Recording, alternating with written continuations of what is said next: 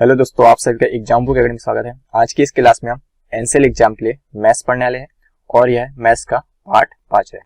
इस क्लास में हम जो भी प्रश्न पढ़ेंगे वह एनसीएल एग्जाम के लिए बहुत ही महत्वपूर्ण है। तो हम देखते हैं पहला प्रश्न। दो संख्याओं का योग 25 तथा अंतर 13 है, इनका गुणनफल कितना होगा हमें बताना है। हमें क्या दिया है, दो संख्याओं का योग हमें 25 दिया है तथा उनका अंतर जो है 13 है, हमें उनका गुणनफल ज्ञात करना है। हम मान लेते हैं दो संख्या x और y है। अब क्या कह रहा है कि दो संख्याओं का योग 25 है, मतलब कि x प्लस वाई कितना है 25 है, और इनका अंतर मतलब x माइनस वाई बराबर क्या जाएगा 13। हम इन्हें ऐड करेंगे, कितना आएगा, y से y कैंसिल हो जाएगा, 2x बराबर 38, तो x बराबर 19। अब x की वैल्यू हम पहले वाले इक्वेशन में रख देंगे, कितना आएगा, तो y यहाँ से 6 आ जाएगा। हमें क्या निकालना है, उनका गुणनफल मतलब x y निकालना है। x की वैल्यू हमने क्या निकाली 19 और y की वैल्यू हमने निकाली 6, तो 19 छिके कितना होता है 114, तो हमारा आंसर आएगा 114। तो option number B correct answer है। अब देखते हैं अगला प्रश्न, प्रश्न 2। प्रश्न 2 क्या कह रहा है कि गीता तथा नीता की आयु का जो अनुपात है 7:6 है। 8 वर्ष बाद इनकी आयु का अनुपात 9:8 होगा। इनकी आयु में कितना अंतर है हमें बताना है। हमें प्रश्न में क्या दिया कि गीता और नीता की आयु का जो अनुपात दिया 7:6, तो गीता और नीता इनकी जो आयु का जो अनुपात दिया हमें कितना दिया 7:6, ये मान लेते हैं हम वर्तमान इनकी आयु है, वर्तमान आयु 7 और 6 है। उसका क्या कह रहा है कि 8 वर्ष बाद इनकी आयु का अनुपात, मतलब कि यहाँ से 8 वर्ष बाद इनकी जो एज का जो डिफरेंस है 9:8 है। अब क्या कह रहा है कि इनकी आयु में कितना अंतर है हमें बताना है। सबसे पहले हम क्या करेंगे, इन दोनों की आयु में डिफरेंस लिखेंगे। 7 और 6 के बीच कितने के डिफरेंस है, तो 1 का डिफरेंस है। 9 और 8 के बीच का डिफरेंस क्या है, 1 है। यदि डिफरेंस दोनों में सेम है तो यह इक्वेशन सही है। अब यहाँ से 7 से 9 तक कितना बढ़ रहा है, तो 2 यूनिट बढ़ रहा है। कितना बढ़ रहा है, 2 यूनिट बढ़ रहा है। और यहाँ पर 8 साल बढ़ रहा है। 2 यूनिट का मान 8 साल के बराबर है, तो 1 यूनिट का मान कितना होगा 4 साल के बराबर होगा। 1 यूनिट का मान कितना होगा 4 साल के बराबर होगा। हमें क्या पूछा कि इनके आयु में अंतर मतलब 7 और 6 में कितने का अंतर है, 1 यूनिट, तो हमें 1 यूनिट का मान निकालना। 1 यूनिट का मान कितना है 4 वर्ष, तो ऑप्शन नंबर ए जो है करेक्ट आंसर है। इनके आयु में 4 वर्ष का अंतर है। यदि हम यहाँ पर मान रखें कितना का 7 चौक 28 और 7 6 चौक 24, 24 और 28 में कितने का अंतर है, तो 4 वर्ष का अंतर है। तो इन दोनों का आयु में 4 वर्ष का अंतर है, तो ऑप्शन नंबर जो ए है करेक्ट आंसर है। अब देखते हैं अगला प्रश्न, प्रश्न 3। प्रश्न 3 के कर की एक कक्षा के 3 सेक्शन है जिनमें क्रमशः 40, 50 तथा 60 छात्र है। इनमें से क्रमशः 10%, 20% तथा 10% उत्तीर्ण हुए। पूरी कक्षा में कितने प्रतिशत विद्यार्थी उत्तीर्ण हुए बताना है। एक कक्षा में 3 सेक्शन है, हम मान लेते हैं ए, बी और सी 3 सेक्शन है। पहली कक्षा में पहले सेक्शन में 40 छात्र है, दूसरी कक्षा में 50 छात्र है। यह छात्रों की संख्या है, क्या है, छात्रों की संख्या है 40, 50 और 60 छात्र है। इनमें से 10%, 20% तथा 10% छात्र उत्तीर्ण हुए, मतलब ये 40 का 10% उत्तीर्ण हुए, फिर 50 का 20% उत्तीर्ण हुए, फिर इस 60 का 10% उत्तीर्ण हुए। तो यहाँ पे उत्तीर्ण निकल के जाएगा, 2 शून्य से 2 शून्य कैंसिल, यहाँ से 2 शून्य से 2 शून्य कैंसिल, यहाँ से 2 शून्य से 2 शून्य कैंसिल, यहाँ पे 4 आया, यहाँ पे 10 आया और यहाँ पे कितना आया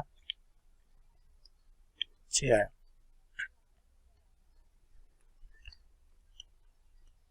तो पहले सेक्शन में 4 छात्र उत्तीर्ण हुए, दूसरे सेक्शन में 10 छात्र उत्तीर्ण हुए और तीसरे सेक्शन में 6 छात्र उत्तीर्ण हुए। टोटल कितने छात्र उत्तीर्ण हुए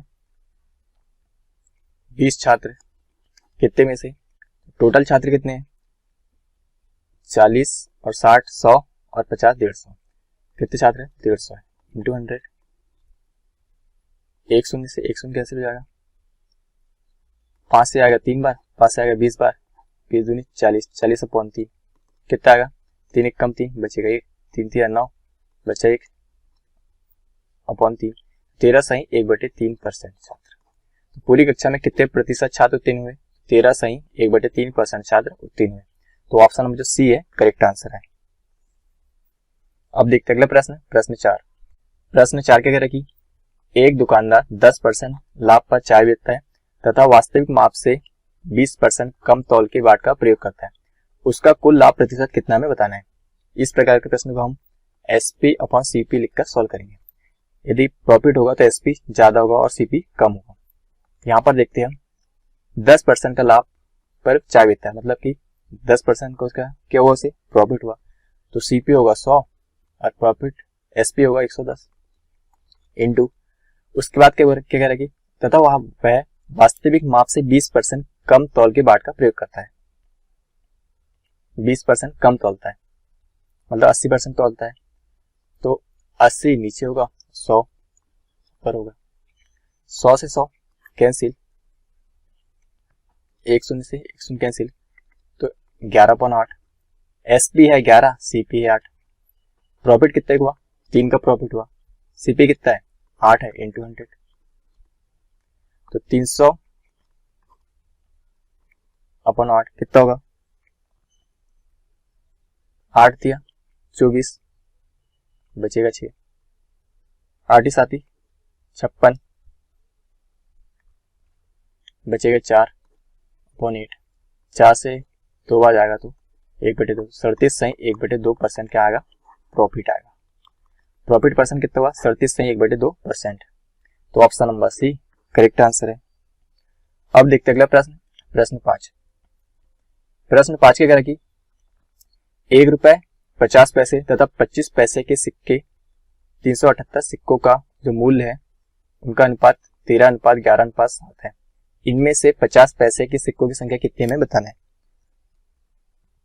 हमारे पास प्रश्न में 1 रुपए 50 पैसे और 25 पैसे के सिक्के 378 सिक्के हमें दिए, इनके अमाउंट का जो रेशियो दिया है 13:11:7 दिया है। हमें क्या निकालना है, सिक्कों की संख्या। हमें सबसे पहले नंबर ऑफ कॉइन निकालना है। 1 रुपए का जो मान कितना है 13 है, तो नंबर ऑफ कॉइन कैसे निकलेगा 13/1 अनुपात 11। 50 को हम 1/2 लिख सकते हैं और यहाँ पर हम कैसे लिख सकते हैं 7/1/4। 13 ये ऊपर चल जाएगा तो 11 दूनी 22, 7 चौक 28। हमारे पास नंबर ऑफ कॉइन का जो रेशियो आगे क्या आ गया 13:22:28 आ गया। अब क्या होगा 22 और 28 कितना होता है 50 और 13 63, तो 63 यूनिट का जो मान है 378 दिया हमें, तो 1 यूनिट का मान कितना होगा 6 सिक्के के बराबर। 1 यूनिट का मान 6 सिक्के के बराबर है, तो हमें 50 पैसे सिक्के संख्या कितनी है 22 है, तो हमें 22 यूनिट का मान निकालना है। क्या निकालना है हमें 22 यूनिट का मान निकालना है, तो 22 गुनी 6 कितना होगा 132 होगा। तो 50 रुपए के 132 सिक्के हैं, तो हमारा आंसर होगा 132। तो option number B correct answer है। अब देखते हैं अगला प्रश्न, प्रश्न 6। प्रश्न 6 क्या कह रहा है कि ए तथा बी मिलकर किसी कार्य को 8 दिन में, बी तथा सी मिलकर इसे 12 दिन में पूरा कर सकते हैं। तीनों मिलकर एक साथ कार्य करते तो इसे 6 दिन में पूरा कर सकते हैं। ए तथा सी मिलकर इसे कितने दिन में पूरा करेंगे हमें बताना है। ए प्लस बी जो है यह 8 दिन में कार्य कंप्लीट करते हैं। बी तथा सी मिलकर इस कार्य को 12 दिन में करते हैं और तीनों मिलकर मतलब ए प्लस बी प्लस सी तीनों मिलकर 6 दिन में पूरा करते हैं। हमें क्या पूछा है ए प्लस सी इस कार्य को कितने दिन में पूरा करेंगे हमें बताना है। इसके लिए हमें ए की कार्य क्षमता निकालना पड़ेगा 1 दिन की और सी की भी 1 दिन की कार्य क्षमता में निकालना पड़ेगा। तो हम क्या करेंगे यहाँ से क्या एलसीएम लेंगे, तो एलसीएम कितना आएगा 24 आएगा। ए प्लस बी जो है 8 दिन में 24 कार्य करते हैं, तो 1 दिन में कितना कार्य करेंगे 8 से 24 में 3 यूनिट पर डे कार्य करेगा। बी प्लस सी जो है 2 यूनिट कार्य करेगा और ए प्लस बी प्लस सी जो है 1 दिन में 4 यूनिट पर डे कार्य करेगा। हमें क्या निकालना है ए प्लस सी की एफिशिएंसी निकालना है। सबसे पहले क्या निकालना है ए प्लस सी की एफिशिएंसी। तो ए की एफिशिएंसी कैसे निकलेगा, जब हम बी प्लस सी की जो एफिशिएंसी है 2, ए प्लस बी में से ए प्लस बी प्लस सी में से घटा देंगे, मतलब इस तीसरी इक्वेशन में से माइनस कर देंगे। तो 4 में से 2 माइनस होगा कितना, 2 हो जाएगी। और सी के लिए हम क्या करेंगे, जो ए प्लस बी की कार्य क्षमता है उसे ए प्लस बी प्लस सी में से घटा देंगे, मतलब 4 में से 3 को घटा देंगे, कितना बचेगा 1। इन दोनों की एफिशिएंसी 2 और 1 आ गई। हमें क्या बचा, ए प्लस सी मिलकर इस कार्य को कितना देर में करेंगे, इन दोनों की एफिशिएंसी 3 यूनिट है, तो वर्क बराबर होता है efficiency into time. Total work है 24, इन दोनों की एफिशिएंसी 3 इंटू टाइम, 3 8 24, तो 8 डे लगेगा। तो ए प्लस सी मिलकर इस कार्य को 8 दिन में पूरा करेंगे, तो हमारा आंसर आएगा 8 दिन। तो option number A correct answer है। अब देखते हैं अगला प्रश्न, प्रश्न 7। प्रश्न 7 क्या करेगी, 60 किलोमीटर प्रति घंटा की दर से 750 मीटर लंबी रेलगाड़ी को एक सिग्नल पोस्ट को पार करने में कितना समय लगेगा हमें बताना है। यहाँ पर जो हमें डिस्टेंस दिया हुआ है 750 मीटर दिया है, स्पीड जो है हमारे पास कितनी है 60 किलोमीटर प्रति घंटा है, तो हम इसे मीटर प्रति सेकंड में करेंगे। तो उसके लिए क्या करेंगे, 60 गुणित 5/18 से गुना कर देंगे, 6 दाम 60 6 18, तो 50/3 मीटर प्रति सेकंड। हम स्पीड बराबर क्या होता है, डिस्टेंस अपॉन टाइम, स्पीड है 50/3 मीटर प्रति सेकंड इक्वल टू 750 डिस्टेंस दिया है, अब हमें टाइम निकालना है। 1 शून्य से 1 शून्य कैंसिल, 5 से आएगा 15 बार, टाइम आएगा 15 तिया 45, तो 45 सेकेंड, टाइम क्या होगा 45 सेकेंड होगा। तो ऑप्शन बी जो है करेक्ट आंसर है। अब देखते हैं अगला प्रश्न, प्रश्न 8। प्रश्न 8 क्या करेगी, एक राशि साधारण ब्याज पर 10 वर्ष में दुगनी हो जाती है, कितने वर्षों में यह समान ब्याज पर तिगुनी हो जाएगी हमें बताना है। हमें क्या दिया, कोई राशि मतलब मान लेते हैं हम पी है, यह जो राशि जो है 10 वर्ष में कितनी हो जाती है, दुगनी मतलब 2p हो जाती है, और यही राशि कितने वर्षों में तिगुनी हो जाएगी मतलब 3p हो जाएगी। तो हम क्या करेंगे, यहाँ से ब्याज कितना मिला, p ब्याज मिला, प्रिंसिपल है p इंटू दर हमें नहीं पता है, समय 10 वर्ष दिया है अपॉन 100, p से p कैंसिल, 1 शून्य से 1 शून्य कैंसिल, तो दर आ गया 10%, रेट आ गया हमारे पास 10%। अब क्या करेंगे, उसके बाद कितने वर्षों में यह समान ब्याज पर तिगुनी हो जाएगी, मतलब अब यहां से यहां तक की बात करें, p से 3p के बीच 2p का हमें ब्याज मिला, प्रिंसिपल क्या है p है, इंटू दर हमने अभी निकाले 10%, टाइम हमें याद करना है अपॉन 100, 1 शून्य से 1 शून्य कैंसिल, p से p कैंसिल, 10 इंटू 2 20 वर्ष, समय क्या होगा 20 वर्ष होगा, हमारा आंसर का 20 वर्ष। तो ऑप्शन नंबर जो बी है करेक्ट आंसर है। अब देखते हैं प्रश्न, प्रश्न 9। प्रश्न 9 क्या करेगी, यदि किसी अर्धवृत्त का परिमाप 36 सेंटीमीटर हो, क्या करेगी, यदि किसी अर्धवृत्त का जो परिमाप है 36 सेंटीमीटर हो तो इसका क्षेत्रफल कितना होगा हमें बताना है। अब अर्धवृत्त का जो परिमाप का फार्मूला क्या होता है, अर्धवृत्त का जो परिमाप का फार्मूला होता है पाई आर प्लस 2r। और प्रश्न में दिया है हमें 36 सेंटीमीटर, प्रश्न में कितना दिया है 36 सेंटीमीटर, तो पाई आर प्लस 2r बराबर 36 सेंटीमीटर।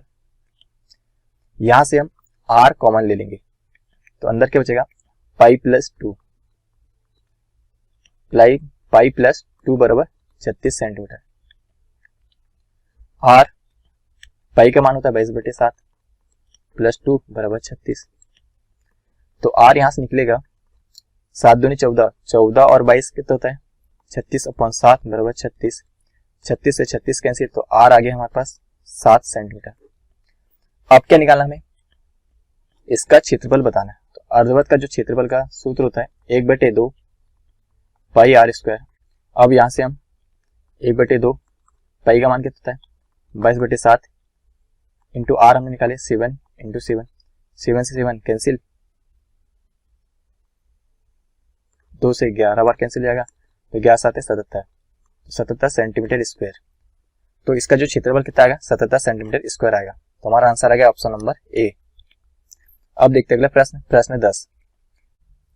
प्रश्न 10 क्या कह रही है, एक बेलन के आधार का व्यास 42 सेंटीमीटर है तथा इसके वक्रपृष्ठ का जो क्षेत्रफल है 1320 सेंटीमीटर स्क्वायर है। इस बेलन की हमें ऊंचाई ज्ञात करना है। बेलन का आधार के व्यास में 42 सेंटीमीटर दिया है, तो 2r बराबर आ गया 42 सेंटीमीटर। तो r यहाँ से आएगा 21 सेंटीमीटर, r आ गया हमारे पास 21 सेंटीमीटर, मतलब हमारा जो त्रिज्या है वो 21 सेंटीमीटर आ गई। अब हमें प्रश्न क्या है, इसके वक्रपृष्ठ का क्षेत्रफल कितना है। वक्रपृष्ठ का क्षेत्रफल का सूत्र क्या होता है, 2πrh, और हमें दिया प्रश्न में 1320 सेंटीमीटर स्क्वायर। तो यहाँ से मान रख देंगे 2 इंटू पाई का मान होता है 22/7, आर हमने निकाला 21 सेंटीमीटर, एच हमें ज्ञात करना है बराबर 1320। 7 से आएगा 3 बार, 3 से आएगा 3 चौ 12, और एक बचा तो 3 चौ 12, 2 से आएगा 220 बार, और 22 एक कम 22, तो एक सुनकर एक सुन, तो एच आ जाएगा हमारे पास 10 सेंटीमीटर। तो बेलन की जो ऊंचाई होगी वह 10 सेंटीमीटर होगी। तो हमारा आंसर आएगा option number C. Option number C correct answer है। तो यह थे इंपॉर्टेंट 10 प्रश्न। यदि यह क्लास आपको पसंद आई तो इस चैनल को सब्सक्राइब करें।